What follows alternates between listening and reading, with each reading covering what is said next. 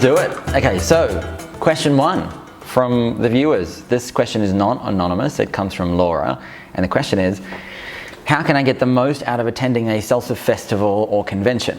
And would you have a different answer for beginner, intermediate, and advanced students? Which is a very good question. Okay, so definitely different answers for different levels of students. Cool, but I think the first thing is to have a think about what you want out of it. So people go to festivals for all sorts of different reasons. Obviously improving your dancing. The social aspect is a big one because it's, you know, a camp for adults where you get to sleep over and party and just hang out with your friends and do things that you wouldn't normally do. So I think just, yeah, having an understanding of why you're going and what you might want to get out of it.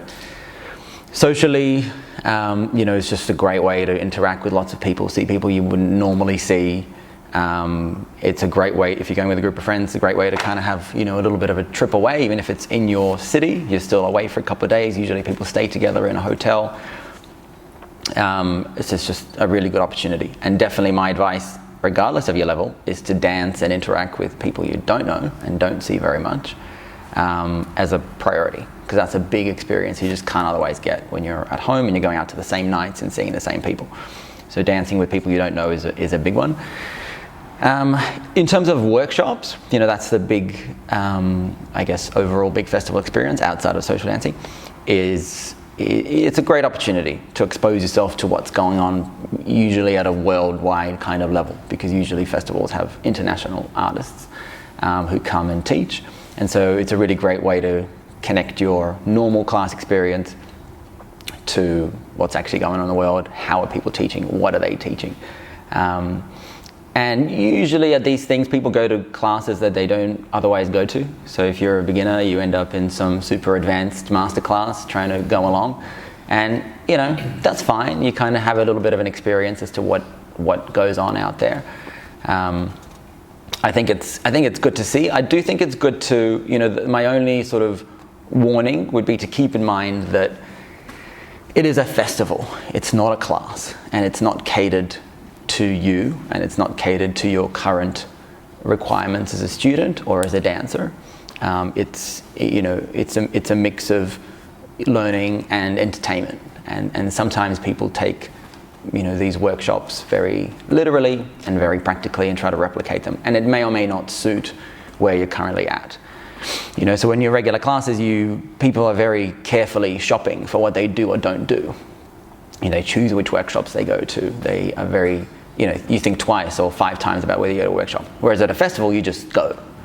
And so that's one of the things that I would say to consider, is whether it's something that you want to do and whether it really, you know, applies to you. That's your time to experience all these things that are going on, but also not feel pressured to go along with it. And just because it's a really popular workshop or it's a style that people like or whatever, you know, sometimes people fall into that, you know, peer pressure of, oh, okay, so that's how I'm supposed to dance.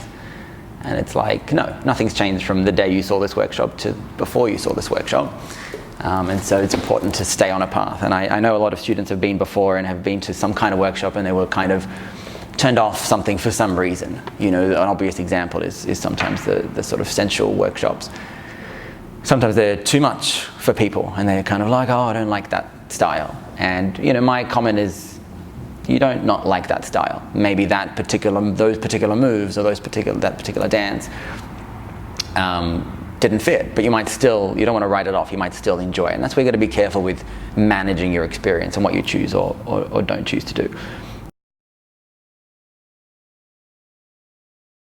Next question. So the hardest part for me is knowing where to look. Should I try and hold eye contact with my partner, or is this deemed rude? Like staring generally in Western culture can be rude. Also, trying to hold eye contact may make the other person feel uncomfortable. Is there a particular place to look that aids their dancing? Very good question. So to shorten it, you know, where should I look while I'm social dancing, right? This is a big one. Super, super important thing that people feel really awkward about in their early classes, and it's a big thing that I know stops a lot of people from even continuing. You know, and people define that as something different. You know, sometimes we hear people say like, oh, it wasn't for me, or I felt uncomfortable, and I don't necessarily mean I felt uncomfortable looking at someone, but that's a big part of the experience. So the way that I answer this question, or the way that I like to think about it, is natural eye contact. okay? And whatever that means to you. So generally what that usually means for most people, everyone has a different way of socially interacting, is some direct eye contact and then some not. So when we're talking, we look around and then we look back at the person. Like I might be thinking over here and then I might look back at them. That's the ideal. However, what I would say to you, is this an anonymous question? It's not. So Joanna, what I would say is just allow the fact that it will be a little bit uncomfortable. And it's only because your experience is heightened and your sensitivity is heightened. If you went to a barbecue and you were chatting to someone, you probably wouldn't be wondering where I should look. It's only because you're in a dance embrace you're now wondering, but you should be looking in the same place, a little bit at your partner, acknowledging them, a little bit out into the world. And so I think allowing, this is part of the magic of going through this learning experience, is allowing yourself to have these experiences and not trying to just fix them immediately, which is obviously what we want to do because everyone wants to reduce their level of discomfort. But I think overall, just being okay with the fact that, hey, I'm doing something weird and I'm holding a stranger and it's like a little bit awkward, as it should be. And over time, of course, you get desensitized. And so I actually suggest, as weird as it sounds like, to enjoy this time. Because unfortunately, after 3 years of this, you're not going to feel anything once you're holding someone. It's really hard to then have emotional experiences because you've had so many experiences that your standard or your expectation is just different. And so you look back on these times fondly, generally, because that's the little bit of awkwardness and stress is very connected to excitement and the feelings that you have about it. And then you think of it like, when you're 16 and you go on your first date, like there's lots of awkward moments, but you then look at that in quite a nice way, as a memory, and that's a general answer. The more practical answer, can I get up? Yeah. Is that going to be all right, man? So the more practical answer, really importantly, is to just consider closing closer than you might otherwise be where you have eye contact. So here I have to look and I have to look away, and generally people will look down at their shoes because that's a good excuse. I know, I'd love to look at you, but I have to look at my steps. So, But what I would suggest is if you come closer, at this distance, I can't look at her anymore. And same as the other way. We'd have to go out of our way to look. Cool. And then it takes that pressure off. And then you might glance at some point, you might glance away and come back. So that's generally how I would think about it. So rather than it being like this the whole time, you might be glanced, you've looked away, you've come back, kind of thing. Cool. So allowing some level, again, of, thank you, natural interaction. Cool. But the other one thing I would say is some people have this giving kind of warmth, and whether you call it confidence or just this personality which is just like that, and they have a lot of eye contact. And sure, for a lot of us it might be too much, and I know I felt like that, and sometimes you think how come should I be, it's just because we're at a different level. And so again, I would just consider being open, and generally we're very quick to dismiss that as someone is making me feel uncomfortable because they're staring, and that's the first impression that we often take. And, I try to, for myself, and I would encourage people to just consider, you just don't know. Maybe that's their natural way of being. And so where you are in your level of kind of being able to handle that, you're just not there yet. But in 6 months' time, you might really enjoy this experience because you'll find it's rare, where people are genuinely connected and there in a what might seem like a more intense way, and that can be lovely. So I would consider just sort of, accepting that process, and realizing it's just a point in time, very, very quickly, a month or two, and you just won't even notice it. Next question. What about a question from the audience?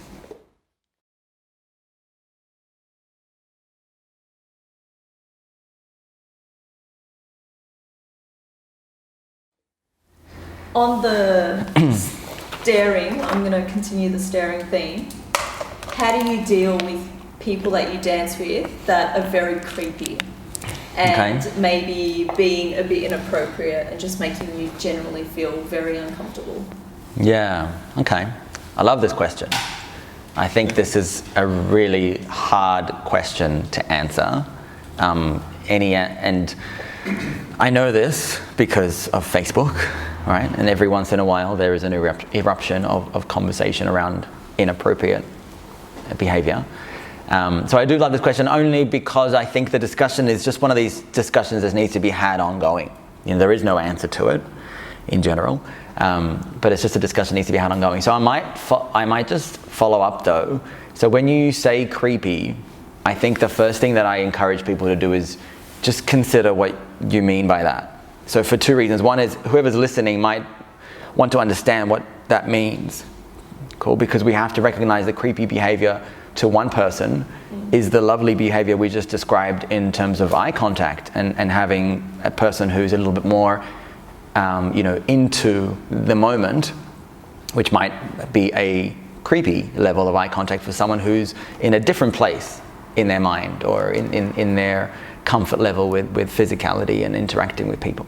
And so I think that we have to it's important to understand it. So is there a specific creepy behavior that you're thinking of? The most common one that women get, and generally women get this as beginners, and I definitely got this as a beginner as well, is a small minority of guys, it's not all guys, but a small minority of guys will take advantage of the fact that she's a beginner and become very sensual, very in your face, very nuzzle into your neck, and pass it off as oh yeah, this is just how you dance salsa. And because you're a beginner and people are dancing kind of sexy, you're oh, maybe this is that connection everyone talks about. And it's not until you become more advanced that you're no, these guys are just creeps. They're just straight up being creeps and taking advantage. Yeah. So it's that kind of behavior that happens on the dance floor. Yeah. Yeah. That girls, I don't know if men get it as well. I have seen some girls do it to some guys, and guys go, oh, it's a bit full on. But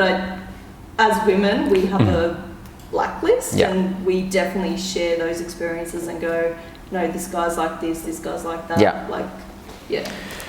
There's a spreadsheet, guys, and at the end of each social night, the girls go into this. It's a shared sheet. The girls go into it, on the cloud, and they add a name. Don't dance with this guy. So, look, it's a real issue. It is a real issue. I think there's no doubt, to set the context. We're in an environment where we're physically interacting with strangers, and we can do so in kind of an unlimited way. And although we're all adults, like all human interactions, there's bound to be some sense of, both inappropriate, there's a scale. There's inappropriate behavior, there's misinterpretation, there's personal things. And I think, if you look at a bar any night of the week, a non-salsa bar, like a regular bar, which is a gathering of humans, or a work function, or a barbecue, you have this in some form, where some people are going to not be okay with certain behaviors, some people will take advantage of their position, whatever that might be, and some people will misinterpret, and some people will be, unprepared. And so I think I set that into context because I think it's just important to realize it's not particularly unique to this scene. Whatever scene you find yourself in, if you go to a boxing class, there's going to be a more experienced fighter who is unnecessarily going a little bit inappropriately with someone who's less experienced at taking advantage of their experience and their position. So it just happens. So I think that's important to understand. However, of course, it shouldn't. So there's a few thoughts I have on this. My first thought is actually, from an instructor perspective, is usually how I approach these things. And I did make a post about this on Facebook a couple of years ago. And it was, had way more interaction than when I had a baby or when I got married or anything like that. Way more.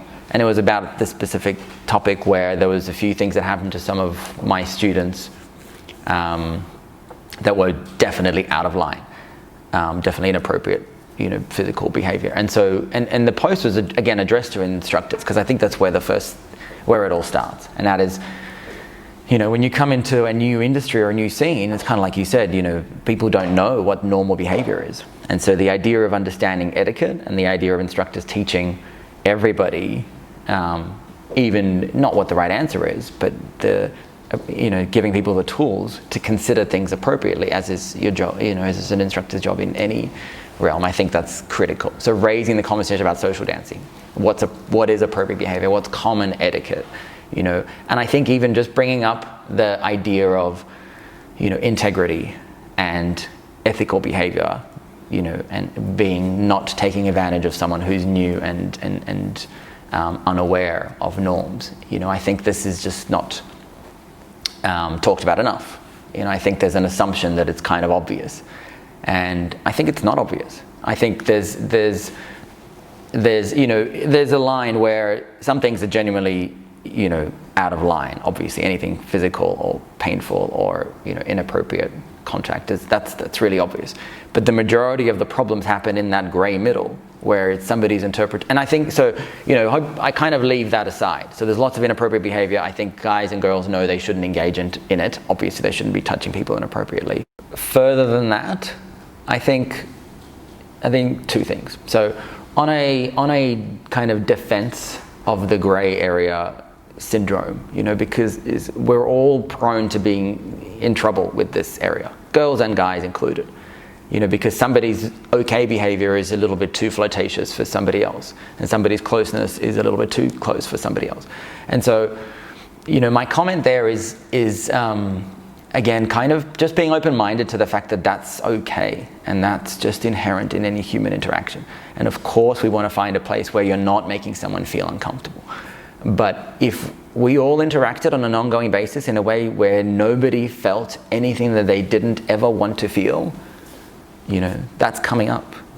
AI, when we're all living with robots, that's how it'll be, But I think in any situation where we have the luxury and the privilege of this unlimited human interaction, which is otherwise hard to access outside of the dance scene, I think we just have to be a little bit open to the fact that this will happen to some form. As long as it's not out of that boundary, which is clearly inappropriate, we're going to have it. And I think, if you were to ask people, I think people would generally say, do you want to not have this at all? But that also closes you off to potential good experiences. Because, I hate to say it, but every one of your magical, sensual, really, really close experiences started with someone taking a risk and attempting to create that kind of feeling, or the two people connecting on that kind of feeling, or someone moving a little bit closer, and that's a risk. You might even take it one step further. It started by someone asking someone to dance. I don't think we want to stop that interaction. I don't think we want everybody walking around, scared to open themselves up and allow them to be a little bit, and allow them to give, allow them to experience something. So I think that's an important thing to keep in mind, that the intention behind a lot of the experience may not necessarily be bad. It just may be mismatched. And how many times does that happen in life? Constantly. I thought something and I'm wrong. We make a joke and someone doesn't find it funny. But we don't want to stop making jokes forever. We want to be conscious, we want to learn, we want to get better at our emotional intelligence, and better at reading people, and obviously better at adjusting to them. So, yeah, I think that's something to keep in mind. Practically, and you can tell me if I'm answering the question or not. Practically, the things that you can do within your dance, there's lots. Cool. So if someone makes you feel uncomfortable early on, and you've considered all these things and you're sure that the behavior is creepy, you can just say no straight away. And I think, my comments that I hear from ladies is, girls will often say, you just know he's creepy. And so if that's how you feel, you should say no, if you don't want to dance. My view is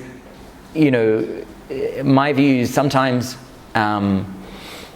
that creepy for one person might be just really enjoyable for someone else, because that person has friends and has a girlfriend or a boyfriend, and that interaction will work for someone, and it doesn't work for a lot of people.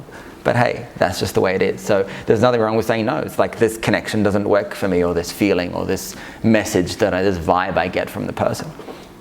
That's just that's great. So definitely the earlier you can feel it, and there's nothing wrong with saying no thanks, I'm not dancing right now. And then if you are already dancing with someone and you feel an uncomfortable vibe, what I normally do is sort of teach in my salsa self-defense classes, I teach just the connection around, just the techniques around keeping distance, for example. So if I'm like coming in, and I'm here, right, what you can do to, come out of it. Cool, and the first thing that I normally suggest is exactly just pulling back a little bit. Cool, so generally, as the guy will try, this evil perpetrator, or the girl, as someone tries to get close, there's one of two ways they're going to do it. They try to pull you in, so that hand will pull in, cool, or they'll come in. Okay, so as he pulls in, you can resist. Cool. In the experience that I've had from people that I've taught this to that have given feedback about using it, it's very, very effective. Most people will sense, like if I pull and I just see a tiny sense of friction, that's it. There's no more coming in, right? That's really, really obvious. Cool. If I come in and you can't really stop that, even if you're sort of pulling away, you can continue to dance like on the spot and dance away, right? And kind of move away. That again also becomes quite apparent that this is the kind of body language that means I'm too close. So that's kind of your very non-confrontational options. And these are my preferred options. And hopefully 99% of guys get this message. And if they don't, send them over, we'll have a chat. Option 2, which is a little bit more physical, so that's if someone's being a little bit too forward, is I would shift my hand just a little bit here, in a place where you can apply a little bit of pressure physically, just a tiny little bit. Again, it usually doesn't take much. And even from here, right, I'll feel like we're not getting any closer. And, much like everybody else, I used to take this very personally, because everyone's very sensitive, obviously, especially in the beginning. But what you realize, like so much of the time, people have this tension not because they're rejecting you, they just have it. That's just how they're dancing right now. Maybe they're new, maybe they're stressed for some other reason, and that they're just not aware that that's where it goes. Of course, I think that's totally fine. Again, if someone's being very physical, and still kind of pulling you in, a little bit more of a push is great. Generally, I think like if they're being any more physical than this, then then that's it, right? Then you don't need to try any more tricks, and they're probably being inappropriate. And so at that point, you can do a couple of things. If you want to stop the dance, you can. So generally, my rule is like never walk away from a dance, like ever, unless there's something that's actually wrong. And so then I would say, sorry, I'm uncomfortable with this, or I got to sit down, or I'm not enjoying it, or whatever, and sit down, right? So I think that's probably, enough techniques. What I say to the guys, and I know it's easy for me to say because I'm married, but I've always had this opinion, and I did learn it from interacting with some guys who were great in this regard, and that is, it's obvious for guys and girls, like on the dance floor, as a result of the dance floor and as a result of this activity, things happen. We interact with people and relationships form and friendships form, and that's actually a huge reason as to why we're all here, because healthy adult interaction in a physical way is just rare these days. So we got to accept that is it's something that we enjoy, and of course there'll be some negatives that come with it. But what I would generally say to the guys is, during your dance, there's not the time. That's not the time to try anything, right? And that's not the time to interpret any of her behavior as meaning anything other than dancing, any. And that's the safest and most, wise way to approach it. If she's interested, you'll know. You'll find out. Just during the dance, or after the dance, or on Facebook the next day, or some other way, but you will find out.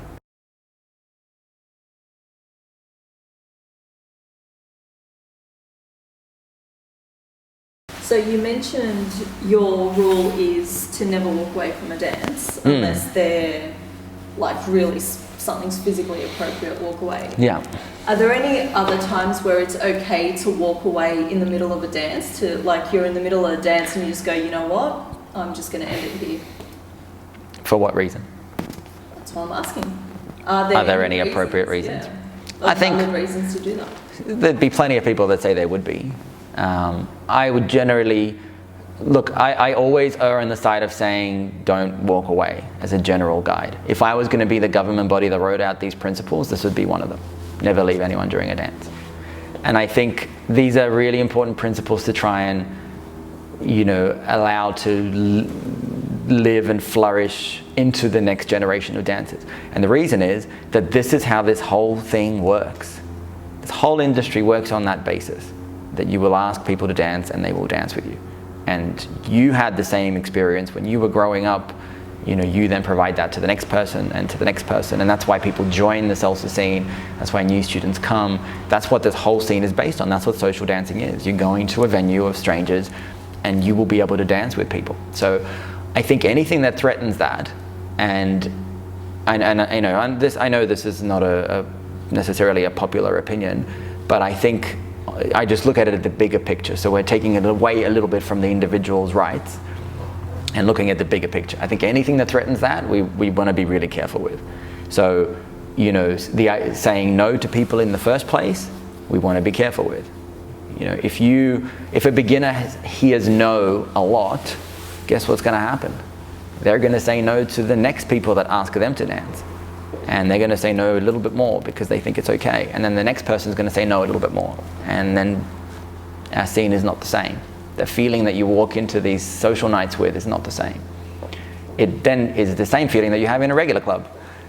Where approaching someone in any form to dance, if that's what you call it, or talk or interact is going to be largely met with rudeness and rejection. We have a very normal, it's for a normal person like me, it's socially acceptable for me to come up to a girl in a bar, a real bar, and say, hey, and for her to be like, get away from me, right? That's just normal, and we don't think there's anything wrong with that. We don't want to head anywhere near that sort of acceptable behavior, and I'm not suggesting it's there, but I'm suggesting that the more we allow things, the more we allow the no's, and the more we leave people on dance floor without some super, super, super solid reasons, and we head into that territory where people are too shy to ask. People quit dancing more because they have to, they're not getting that same experience that they wanted. They're dealing with rejection, but in an unsupported way. I definitely think the dealing with rejection, which is not really rejection, but a little bit of rejection, is important. But you have to have a support network to even understand that that's acceptable. There are people who quit after a negative experience like that because they can't put it into context for themselves. And they're like, I'm fine, I'm a grown person, why would I put myself into situations where I'm being made to feel bad about myself? So I'm just not going to do it. So in general, I think we should be heading towards no. There's no reason to leave someone on the dance floor. And the kind of reasons that I hear is, I'm not enjoying it. They're really off time, all the things that just make you, the connection is bad. These are all reasons to stay and experiment with skills and techniques on dealing with all this. If they're being rough, if they're hurting you, if they're being inappropriate, if they're just, really smelly and you can't handle it, of course, these are all fine reasons to say, hey, I'm not okay with this, I'd rather actually sit down or whatever. It's totally fine. And in fact, I suggest this with usually the most common is people being too rough. If the guys are doing stuff, then it's just not working. If that's what you're going to do, that's fine. Like, hey, I have a bad back, I just can't deal with all this, I might sit down first to dance, thanks. I think it's totally fine. But these are exceptions, and they should be super exceptions. And I think the more we hand out these cards like, oh, it's okay, and I wasn't enjoying it, or it's like, I realized it was a 7-minute song, and he's a beginner or she's a beginner, or like, I saw my friend come and I really loved dancing this song with my friend and I was stuck with this person that I don't really like. I think it's really, really important that we live through all those moments and don't fall into it, because it's a escalating trap. Because today you excuse this behavior for yourself, and tomorrow you excuse just a little bit more, and tomorrow you excuse just a little bit more. And then you're going to end up with grease, everyone wearing their team jackets and being in their little world and being, not as open as what this whole thing is about. for sure. Try not to say no. Try not to leave someone in the middle of the dance.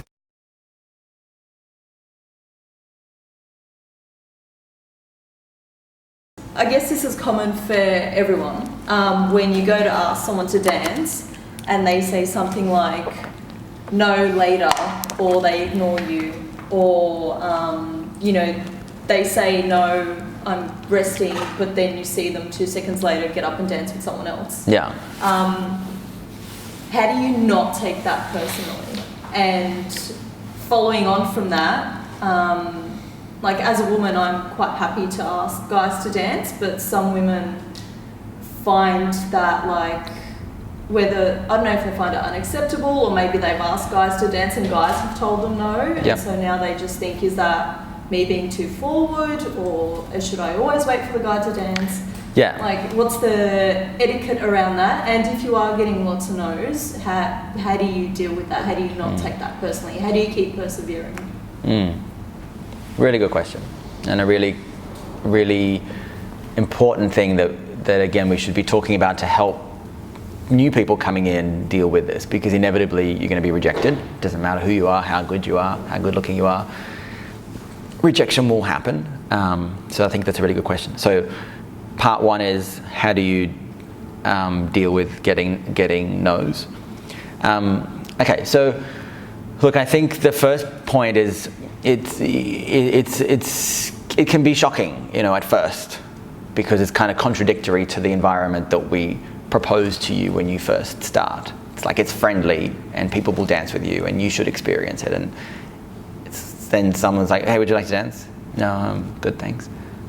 It's like, what? No, but I thought we had like this, but we had this agreement where we just would, So the first thing is, it's important to understand that it happens and it's okay and it's part of the game and part of life. People will say no. And then the second thing, which is the hardest part, is to not take it personally. It's hard to not take it personally because it might be personal. It just might be. So I'll split it into two parts. So the not taking it personally part is the important one. That's the one that I would invest 75% of the energy into. You just do not know why someone is saying no. And I would change the whole idea of you're being rejected to they don't want to dance with you right now. And you don't know why that is. And maybe they don't want to dance with you or anyone else. Maybe they don't want to dance with you right now. Maybe you're, a really good dancer and really good looking, and their partner is there and they're insecure and they don't want to make them feel uncomfortable. Like, you just could not imagine what situation it might be. Maybe they just got a text message from someone overseas and they feel like they should go outside and call them. Like, there just could be so many situations that have nothing to do with you. And a lot of the time, that's just the case. People aren't going to tell you their life story. People aren't going to say like, oh, yeah, my stomach I'm just worried I'm going to have to run to the bathroom. So, I'm just going to say, hey, is that all right? I'm just going to stay, right? Like, you're not going to get that. You're just going to get, sorry, like, oh no, or whatever. So the first thing is just to remember that, a lot of the time it's probably not you. It's probably something else. But I do think it's worthwhile, and coming back to the question around if you're getting repeated no's, to reflect and self-analyze and look at some insight as to why that might be the case. Maybe it is something to do with you. Maybe it is something to do with your approach. I know for myself, in the early days, it took me a long, long time to get comfortable. And I was very stressed, very, very stressed at these events. And the way that, I can only imagine it and I see it in other people now, but the way that I behaved was not attractive to a prospective dancer, right? Because anything other than being relaxed and happy is already not an attractive proposition. And I wasn't relaxed and I wasn't happy. I was nervous. And, I did the standard mistakes that I, now suggest people don't do. For example, I sat and watched and planned, like, I'm going to dance with that girl next. And then the song finishes and I went, and then somebody better than me would ask her to dance. And then to me, she's tainted for the rest of the night. Like, I can't dance with her anymore. Because now her experience with me is going to be worse than with him, and so that's that. And so I would, awkwardly go, like, I may have gotten up and then You know, I would sit back down and then plan the next one. So by this time, obviously you're developing, you know, your own kind of internal frame is not one of positivity and presenting a light-hearted attitude. Like, you get more and more stressed and you start to feel worse about yourself. And this happened to me. And sometimes I would sit for an hour and leave, upset that I didn't dance with anyone. And so, you know, at the end of that hour, if I was going to come up to someone and say, do you want to dance? Like, I'm probably not presenting myself in the best light. Now, I wouldn't have realized that at the time. I guess I didn't have the salsa maturity to see that, because there probably would have been an air of, you know, intensity / sadness / feeling bad about yourself. You know, yeah, and that's not an attractive proposition. So I think reflecting on that and like, that's one small example, and I use, you know, sort of use myself. I think reflecting through these things is important, and because it could be something that you can discover, and it's usually, you know, it's very fixable. So let's go to it. What could it be? So why might people be repeatedly saying no? Hygiene is a huge one, right? So maybe you don't smell very nice. You know, it's just a huge one, and that's something to reflect on. You know, so again, it's easily, like, I know it's really personal and it's obviously really hurtful. And if someone ever says to me like, "Oh, hey, like, you're really sweaty" or whatever, I'm like, "What? No, like," it's like, yes. And so it's not pleasant, but it's easily fixable, right? It's easily fixable. So, like, you know, if you're a person who's very sweaty, a couple of things. Obviously, lots of protection, lots of deodorant, reapplying during the night, changing shirts. You know, you got to bring shirts, bring extra t-shirts. I do the old wear a jacket thing, and I've done that for many years. Even in very sweaty situations, I wear a jacket. Partly it's the way that I dress and the way that I'm comfortable, but a large part is that my shirt is then not sweaty, and you know, that's a great solution for me. It makes me feel comfortable. You know, what might be other reasons? You know, maybe it's just your aura, your body language. You know, this is a big thing. Like, I often, you know, the question that I get from women about people not asking me to dance is one where this comes up, right? So, you know, if you're standing on the side, it's kind of like the story that I told you about me. If you're standing on the side and you're waiting, and you've been waiting for 45 minutes, you're probably starting to look a little bit frustrated. You know, your body language is probably, you know, if you're standing on the side and you're leaning against the wall and your hands are crossed and you're looking around and you look a little bit like, how come no one's asking me to dance? You know, I actually had this recently, not within a recent history. Somebody said, you know, "Oh, I had a terrible night. I went to this party and I had a really bad night." I was like, "Oh, really? What happened?" No, like, I didn't dance. Oh, why? Well, nobody asked me to dance the whole night. I was like, okay. And, you know, I know the venue and I know the party, and I was like, well, you know, what happened? Like, describe the scene to me. What were you doing? It was like, nothing. Like, I was sitting and I was there, like, I was waiting, and nobody asked me to dance. It's like, okay, you were sitting. Where? Like, in the rows of chairs, like, you know, over there in the place. I was like, oh, okay. Right. And, yeah. And then, you know, so what'd you do? Nothing. Like, I stayed for a couple of hours, and, you know, I saw a friend and I talked to him a bit, and I was on my phone, and I went home and I was really upset. Like, you know, no one's going to ask you to dance if you are sitting down 3 rows back, progressively looking more and more frustrated, and potentially on your phone for some of the time.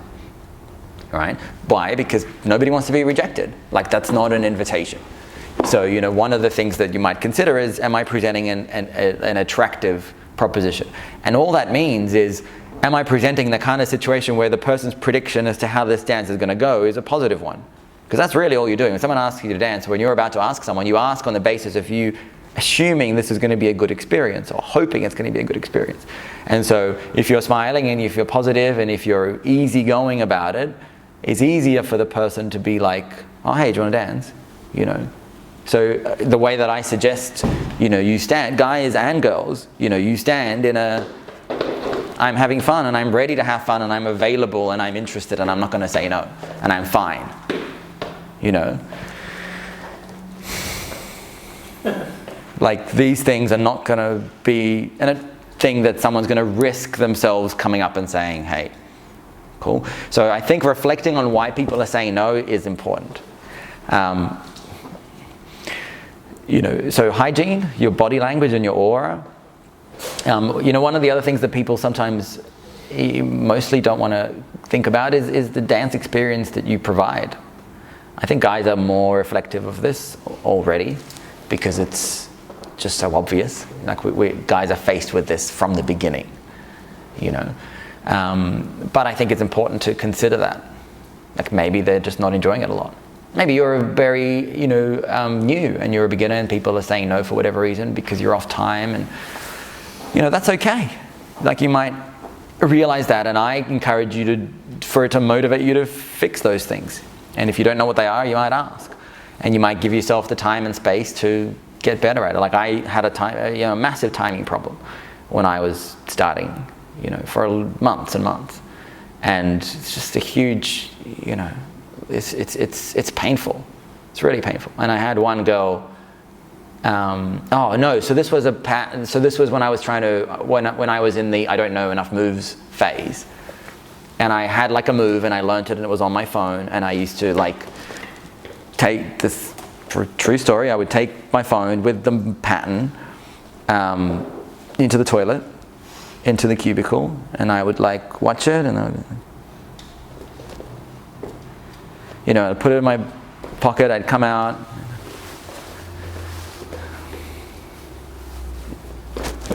You know, and then I'd like try and go into it, right? Like this is just what I did, right? And same thing with the timing. Like I was so sensitive about being off time, I would stand on the side or sit like as I did, and I'd try to catch the timing by watching other people. He seems to think this is one. He probably knows what he's talking about. I'm gonna go.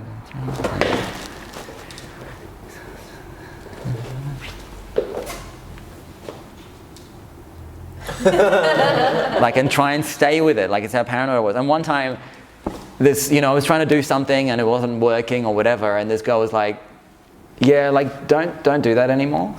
And I was like, okay. You know, it's hurtful. But, you know, do I want these experiences to never happen? Like, no, that's part of the growth.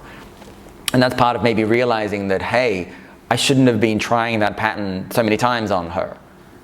I just haven't got it yet. I shouldn't be doing it. I haven't got it.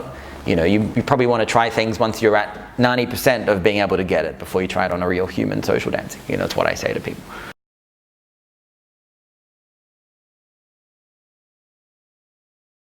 Part 2 was about women asking men to dance. Oh, definitely. Ask, man, ask. Women should ask. Everyone should ask everyone. You know, the idea that you're not asking because you're a woman, I mean, it's silly, obviously. Right? Like if you're standing there, you see someone, you want to dance with them, you want to ask them, oh no, I can't, I'm a woman. So, like, it's silly. I think what we're really saying when women don't want to ask, it's not because they're like, oh, I can't because I'm a woman. It's because it's hard. It's because they feel uncomfortable and they want to avoid feeling uncomfortable.